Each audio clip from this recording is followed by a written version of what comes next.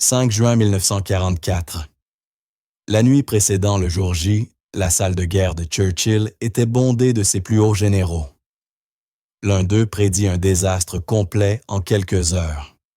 Un autre entrevoyait la victoire, mais au prix de sacrifices inimaginables. Le troisième lui dit quelque chose qui fit taire Churchill. Ce qu'il révéla allait bouleverser tout ce qu'il pensait savoir sur l'invasion. Ces mots furent si choquants que certains généraux refusèrent d'y croire. Mais au matin, tous comprendraient pourquoi il avait raison.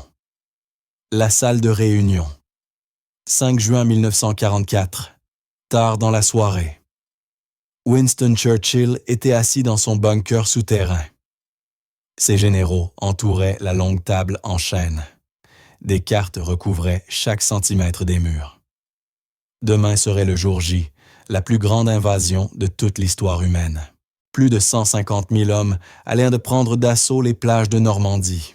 Mais ce soir-là, le doute emplissait la pièce.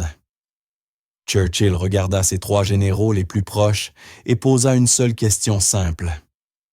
Que pensez-vous vraiment qu'il se passera demain? Le premier général se leva lentement. Son visage était pâle. Ce qu'il dit ensuite glaça tout le monde. Il prédit un désastre total et absolu. Dans les 6 premières heures, affirma-t-il, des milliers d'hommes mourraient. L'invasion pourrait échouer avant même midi. Le cigare de Churchill s'arrêta à mi-chemin de sa bouche. La salle devint silencieuse, mais ce n'était que la première prédiction. Que dirait le second général? L'avertissement du pessimiste. Le général Alan Brooke, chef d'état-major de Churchill, avait vu la guerre de près pendant des décennies. Ses mains tremblaient légèrement lorsqu'il prit la parole. « Monsieur le Premier ministre, le temps est épouvantable, commença-t-il. Les vagues sont trop hautes. Nos péniches de débarquement chavireront. » Il montra les rapports météorologiques étalés sur la table, pluie-vent-mer agité. Les Allemands ont 50 000 hommes qui nous attendent sur ces plages, poursuivit Brooke d'une voix ferme mais sombre. Ils ont des mitrailleuses dans des bunkers de béton et de l'artillerie sur les falaises. Churchill écouta sans l'interrompre. Brooke posa les chiffres simples et brutaux. Nous perdrons 10 000 hommes dans la première vague, peut-être davantage. Les corps s'échoueront sur le rivage, avant même que nous atteignions le sable. Les autres généraux bougèrent mal à l'aise. Certains acquiescèrent. Les chances semblaient inexistantes. « Si nous échouons demain, dit Brooke d'une voix basse, nous ne pourrons pas réessayer.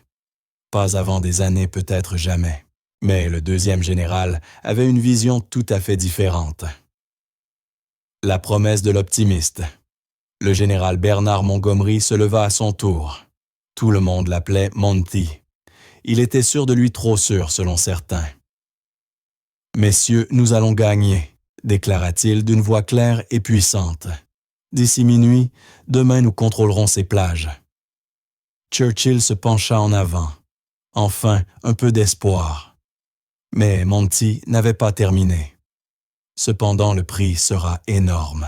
Il sortit ses propres calculs, des chiffres alignés avec précision. Nous perdrons entre 8 et 12 000 hommes rien que le premier jour. Un silence pesant s'installa. D'ici la fin de la première semaine, 30 000 pertes morts, blessés ou disparus. Monty balaya la table du regard. Mais nous percerons. Les défenses allemandes céderont. Nous libérerons la France. Churchill posa la question évidente. Ce prix est-il acceptable? Monty ne vacilla pas. C'est la seule voie, monsieur. Il n'y en a pas d'autre vers la victoire. 2 généraux avaient parlé. 2 prédictions totalement opposées. Mais le troisième n'avait encore rien dit. Que savait-il que les autres ignoraient? L'observateur silencieux. Le général Dwight Eisenhower américain et commandant suprême des forces alliées était assis à l'autre bout de la table. Tous attendaient à qu'il prenne la parole, mais Eisenhower restait fixé sur les cartes. Les minutes passèrent. Le silence devint pesant. Churchill finit par demander « Général Eisenhower, quelle est votre évaluation ?» Eisenhower leva lentement les yeux. Ses paupières étaient lourdes. Il n'avait presque pas dormi depuis des semaines. « Monsieur le Premier ministre, les deux généraux se trompent. » La salle éclata aussitôt. Des voix s'élevèrent indignées. « Se trompent. Comment pourraient-ils tous les deux avoir tort ?» Eisenhower leva la main pour réclamer le silence. « Laissez-moi vous expliquer. » Il se leva et s'approcha de la plus grande carte accrochée au mur. Son doigt suivit la ligne de la côte normande. « Cette invasion, dit-il d'un ton calme, ne sera pas décidée par les plages. Elle ne sera pas décidée par la météo. Elle ne sera même pas décidée par le nombre d'hommes que nous perdrons dans les 6 premières heures. » Les officiers se penchèrent en avant. De quoi parlait-il? Cette invasion sera décidée par quelque chose de tout à fait différent. Quelque chose que nous ne pouvons pas contrôler. Quelque chose que les Allemands ne connaissent pas encore. Le facteur caché. Eisenhower se retourna vers la salle. Son visage était grave, presque sombre. Messieurs, le succès ou l'échec du jour J dépendra d'une seule chose, la décision d'Hitler. Des regards confus se croisèrent autour de la table. La décision d'Hitler. Quelle décision? Eisenhower expliqua. En ce moment même, Hitler a d'immenses divisions de chars stationnées à l'intérieur des terres. Les divisions Panzer, les meilleures unités blindées de l'armée allemande. Il montra du doigt plusieurs points s'éloigner des plages sur la carte. Si Hitler envoie ses chars vers la côte, dans les 12 premières heures, nous perdons. C'est aussi simple que cela. Nos hommes seront coincés sur les plages. Ils seront massacrés. Le visage de Churchill vira au rouge. Alors, pourquoi tenter une telle opération? Eisenhower esquissa un léger sourire, le premier de la soirée. Parce qu'Hitler ne les enverra pas, monsieur. La salle explosa de questions. Comment pouvez-vous en être certain? Comment pouvez-vous savoir cela? Eisenhower répondit calmement. Parce que nous mentons à Hitler depuis des mois, et il a cru chaque mot. Cette révélation changea tout. Quel mensonge avait-il raconté à Hitler? L'opération Fortitude. Eisenhower révéla la plus grande tromperie de toute l'histoire militaire. Elle s'appelle Opération Fortitude. Depuis 6 mois, expliqua-t-il. Nous avons convaincu Hitler que la véritable invasion aura lieu à Calais, pas en Normandie. Il leur montra des transmissions radio fictives, de faux rapports de renseignement des divisions d'armée entièrement inventés. Nous avons créé une armée fantôme, complète dans le sud-est de l'Angleterre. Le général Patton est censé la commander. Hitler croit que nous avons 1 million d'hommes prêts à envahir Calais. Certains généraux avaient entendu des rumeurs, mais peu connaissaient toute l'ampleur de l'opération. Nous avons construit de faux chars en caoutchouc et en bois des avions gonflables et organisé un faux trafic radio 24 heures sur 24. Les yeux de Churchill s'écarquillèrent. L'ampleur était incroyable. Les avions espions allemands photographient notre faux matériel chaque semaine. Ils envoient par leur rapport à Hitler. Et ils voient exactement ce que nous voulons qu'ils voient. Mais il y avait plus encore, quelque chose d'encore plus audacieux.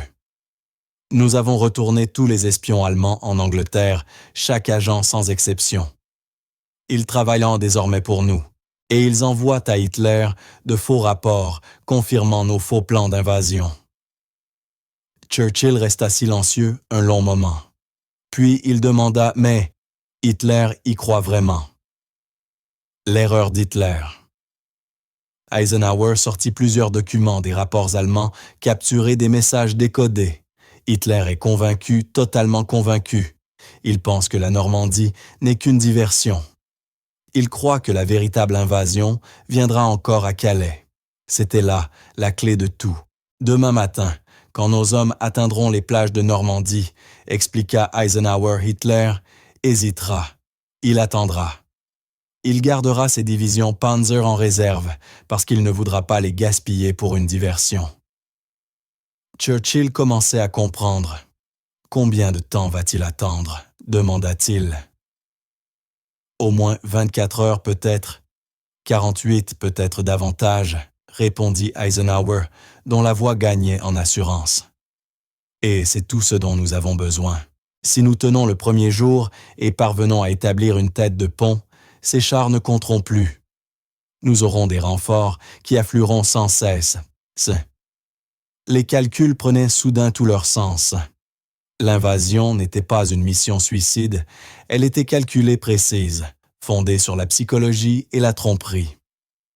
Donc, notre succès dépend de l'ego d'Hitler, dit Churchill de sa conviction qu'il était plus intelligent que nous. Exactement, monsieur, répondit Eisenhower. Nous misons tout sur l'arrogance d'Hitler, et je crois que nous gagnerons ce pari.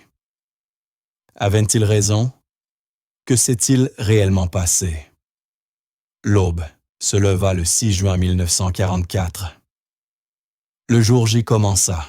Les débarquements furent brutaux, exactement comme prévu. Des milliers d'hommes moururent sur des plages comme Omaha et Utah. La mer était agitée. Les défenses allemandes meurtrières. Mais un autre événement se produisit. Hitler dormait encore à midi. Son état-major refusa de le réveiller. Lorsqu'il reçut enfin la nouvelle, il n'y crut pas. « C'est une diversion », déclara-t-il. La véritable invasion aura lieu à Calais. Il refusa de libérer ses divisions Panzer. Il les maintint en retrait, attendant une invasion qui ne viendrait jamais.